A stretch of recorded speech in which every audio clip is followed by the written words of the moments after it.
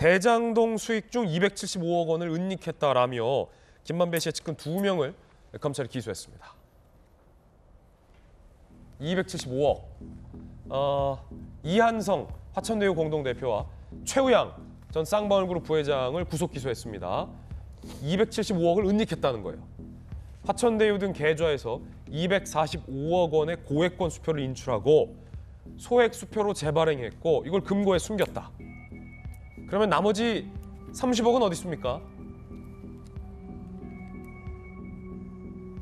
화천대유가 배당금 명목으로 30억 원을 송금했는데 최우양 전 부회장이 대여금처럼 가정해서 송금받아 은닉했다라고 검찰은 보고 있습니다.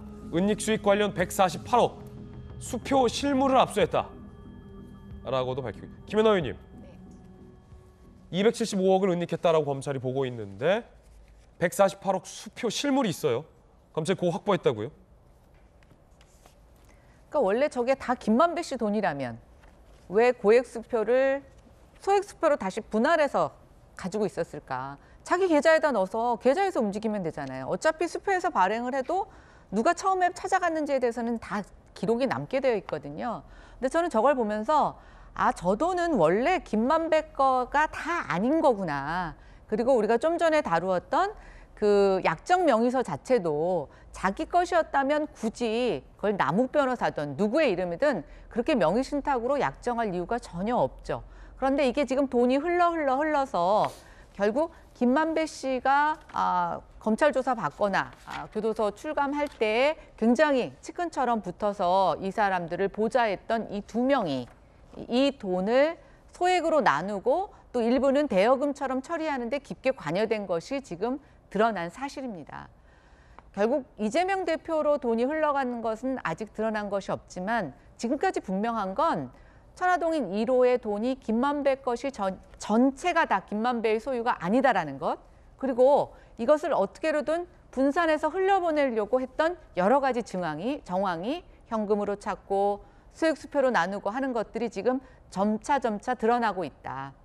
저는 우리가 그 퍼즐 그림을 맞히는 거를 지금 연상할 수 있다고 생각이 됩니다. 퍼즐 그림이요. 처음에 퍼즐을 몇 개를 맞출 때는 전체의 그림이 전혀 상상이 되지 않습니다. 그런데 묘하게요. 결정적인 하나의 퍼즐이 맞춰지지 않더라도 퍼즐이 점점 3분의 2 점점 차오다 보면 마지막에 그 사람의 얼굴이 드러나지 않는다고 하더라도 우리는 상상할 수가 있는 거죠.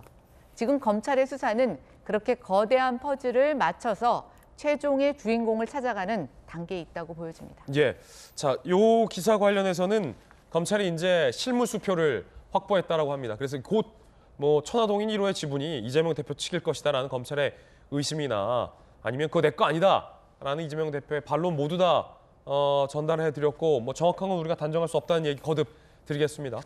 그 돈이 누구 건인가와 무관하게 김광선 변호사님, 요게 범죄 수익이잖아요.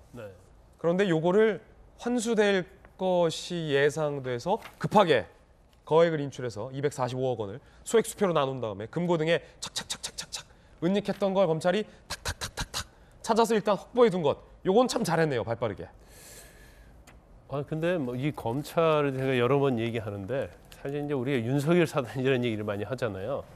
근데 대한민국 역사에 있어서 가장 수사 기법, 수사 실력이 가장 출중한 그런 검사들이에요. 그 이유가 여러 가지 있지만 물론 이전부터 굉장히 수사 많이 해왔고 그다음에 특히 이제 문재인 정부 때 국정농단 적폐 수사를 하면서 엄청난 수사를 많이 했거든요. 근데 그러다 보니까 계좌 추적이랄지 디지털 증거 찾아내는 거랄지 이런 거에 있어서는 제가 볼 때 아마 세계적으로 아마 최고라고 봐요. 그리고 저도 깜짝 놀랐어요. 예. 이게 수표 자체를 지금 245억 원을 이제 수표로 인출을 하잖아요. 현금 인출하기 어려워요. 요즘은 FIU에 다 통보가 되니까 수표는 괜찮죠. 추적이 가능하니까. 그런데 어떤 방법을 쓰냐면 이제 현금으로 인출하면 바로 통보가 돼서 조사가 들어가기 때문에 수표로 인출을 한 다음에 가지고 있는 거예요. 그래서 이걸 이제 쪼개는 거죠. 그래서 어떤 필요할 때 조금씩 나누는 거예요. 그러면 사실 추적하기 어렵거든요. 근데 이걸 또 145억 이걸 어떻게 찾아냈는지 참 찾아내기 어렵거든요. 왜냐하면 검사 선배로서 봤을 때 그 돈 찾는 거 쉽지 않다. 특히 현금하고 수표 찾기 쉽지 않아요. 오. 그리고 수표 자체를 가지고 쓰면 뭐 추적하는 데는 아무 문제가 없거든요. 근데 이제 대부분이 이제 수표를 금고에 넣어놓는다랄지 그래서 가지고 있어요. 그러다가 별 문제가 없고 잠잠해지면 쓴다랄지 아니면 이제 쪼개가지고 이걸 분산을 시키죠.